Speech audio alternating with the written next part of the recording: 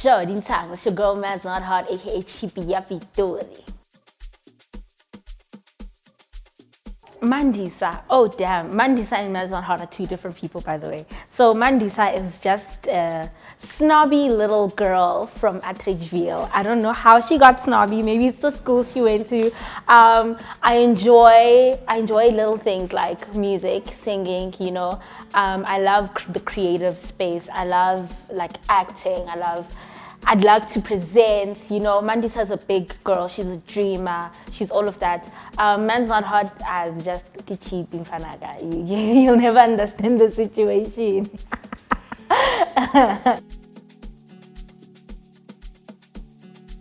My background influenced who I am today because I've always been shaping myself to become that famous person. I always wanted to be famous. I keep saying this, I always wanted to be famous. So me doing this, I've watched the behind the scenes of famous people, like their lives, you know, what happens behind the whole front that they put up with us. And then I've been preparing myself to be in that space, growing up literally my entire life. So, and also because I come from a musical family, Gohai, like they love music, they love singing, and that's where I got it from as well. So I kind of like shaped myself, but I thought it was going to be through singing and it was going to be through music. This Shodin Sang thing caught me way off guard. Yeah, so but then because of the shaping that I got, I also got like a lot of shaping from my dad. My dad was very much into the entertainment industry. He's the one that really saw that I want to be in this industry, and he said, you know what, because you want to be in it so bad, come let me train you, come let me show you, He started with what Tupac, you know, when dad started with what Tupac, you know it's gonna go down. Started with what Tupac and said, you know what, Tupac went through this, went through that. I don't know who shot Tupac, but I think it's this person. So trust this person, don't trust this person. Move like this, don't move like that, you know. Choose like this for your team, don't choose like that. So that's how I got to learn to, you know, how to maneuver myself around this industry.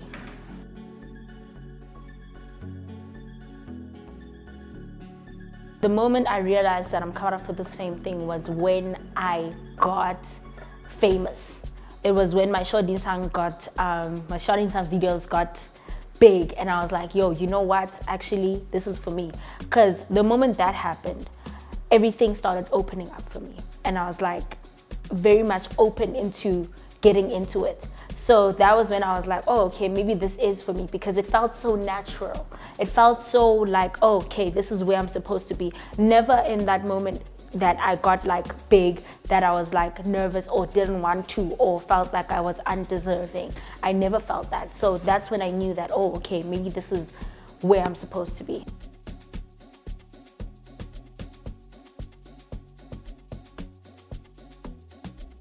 I'm planning on moving forward as a creative. So I am not, the one thing that I base myself in, my one principle is not boxing myself, because I don't know what the future holds. You know, there's a saying that we make plans and then God laughs at them. I've been making plans my whole life. I'm supposed to be a psychologist by now, but here am I making reels for a living. I do want to go forward as a musician. I am going to take that step and continue doing studio and continue, you know, just like aligning myself with musicians. But it's not the only road that I want to go to, and it's not the only destination that I want to reach.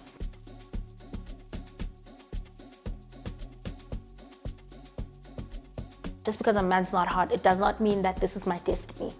I can have other places that I'm supposed to be in this life. You don't know, maybe tomorrow I might be the biggest actress, Oscar-winning, you know, actress in this world. Maybe I can be the best. If I don't try acting, how am I gonna know that? How am I gonna reach that destination? Or if I'm supposed to be the world's greatest singer, Grammy-winning, Grammy-nominated, you know, how am I gonna reach that destination without trying singing or presenting or any other thing that I'm supposed to, that I want to do in this industry? How am I going to know that? How am I going to reach that destination without even putting effort into reaching it? So that's why I think people try different things.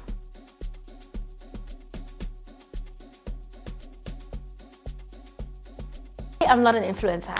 I'm a digital content creator. We're so different. We are so different.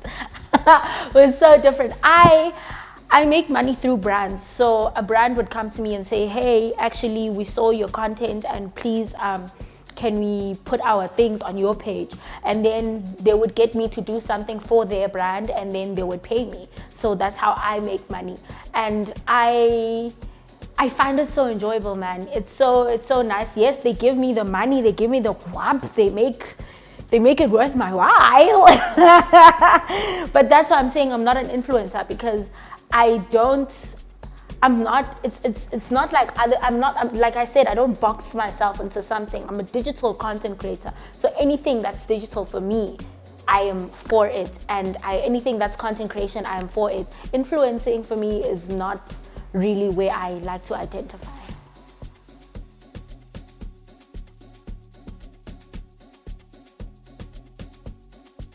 The person in my life that helped me blow up today, I owe it to my dad.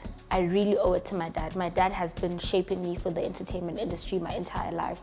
And I say he has prepared me for this. He has helped prepare me for this. Yes, in my family, I was told, go to school, become a whatever, and then the moment you become that whatever, then you'll figure out your music and everything, knowing very well that I'm not going to become a psychologist and want to go to studio.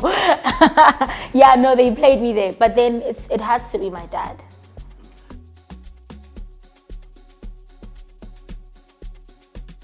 My talents, my hidden talents also are hidden to me. I did not know that I can be Shodita. I did not know that it's something that I had in me. It was a normal thing for me, a normal day-to-day thing. And then I was like, oh, and then people were like, oh, we like this. And I was like, oh, really? Because it's just me.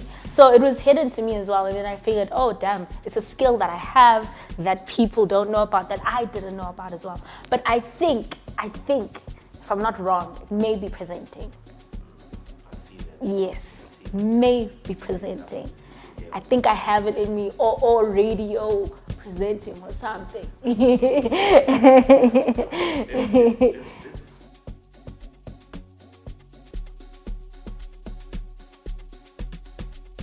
Chilling at my mother's house and I got a call from Robert. He was like, hey, yo, Mandz, I'm hosting this thing. I have a camp. I want you to be part of it. And I was like, oh, okay, it's a camp. He didn't really go into detail of what it was about or what I was going to represent or whatever. So I was like, oh, okay, you know what? It's Robert. He's my boy. Let me try this out. Oh, mind the pun. Anyways, so he called me, and then I got contacted by Fifth Season, and they gave me information of what the camp is about, Yithi Sonke, and then I was like, I still didn't get it. I had to go to the camp for me to get it. I went to the camp. It was such a dope environment. It was people that I knew, others I did not know. It was a house. They had 2 different studios, and it was really chilled because everyone was so motivating and everyone was and then I got to understand, it felt like family, it felt like a home. And then I got to understand where the Yithi Sonke comes from, because that has a lot to do with togetherness. Yes.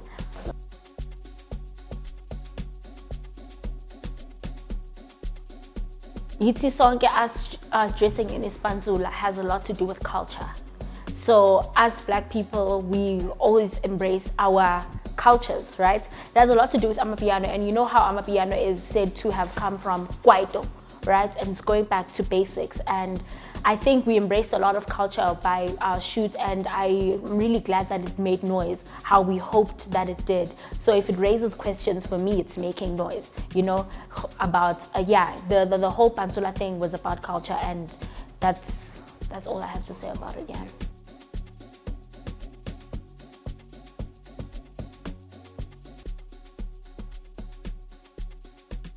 I'm not a person to shy away from responsibility when I've done wrong. So I know when to say I'm sorry, and I know when to humble myself, and I know when to ukuzithoba, So when I say that, the song says, it's just basically asking for forgiveness for whatever you may have done to that person, right? And I liked the song because I sampled it from, you know, Begging You. Kanja, who sings that song?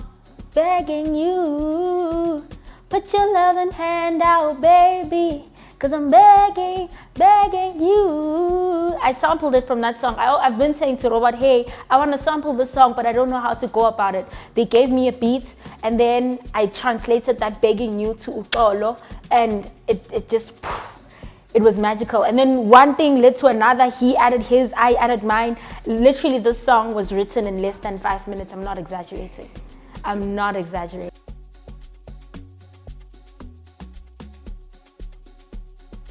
With the Robot Boy, the Yiti song gay camp, it was a different kind of camp. Sima was not there. It was like we were called together by God or something to come to that studio and write together, because everything that we did was it worked together, you know. When we got there and the first song we did is Pagate. It's not in the EP, but it was a warm-up song. You know, we have those warm-up songs. It came out together so quickly, and that's when I saw that actually I'm a good writer. I can write so well because all I need is a melody and all I need is a message. And once I have those two things, writing, it doesn't even take me long. I can just go on and on and on and on and on. And when I have my writing skills, and I love Letu who has her melodic skills, she also is a good writer, but then she's very quick to grasp on a melody. With Robot Boy and his ability to come up with a concept, you know, so you have me, I can write, Letu can come up with the melody, Robot can come up with the concept. Everything happens so quickly and so fast and so harmonious, like it's so beautiful, like when we all come together and make music.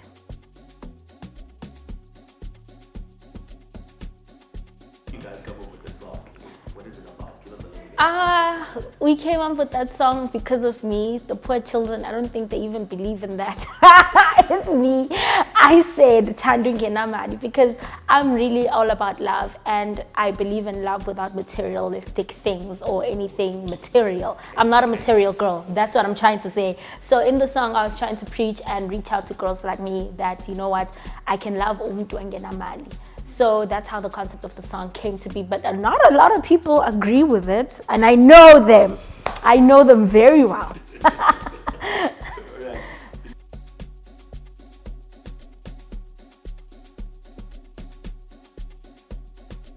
So I'm working on my own EP, right?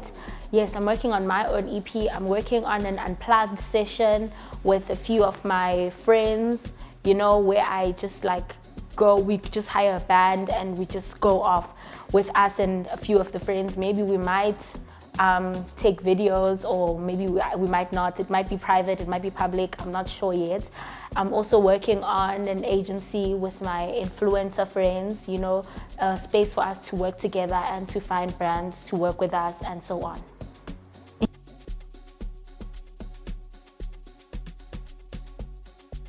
I want to be remembered for being optimistic and for being optimistic and living my dreams. I'm the most optimistic girl you've ever seen, I promise you. And I don't just dream, I go for it. So I'm a dreamer, yes, but I don't just dream, I go for it, and that's what I want to be remembered for.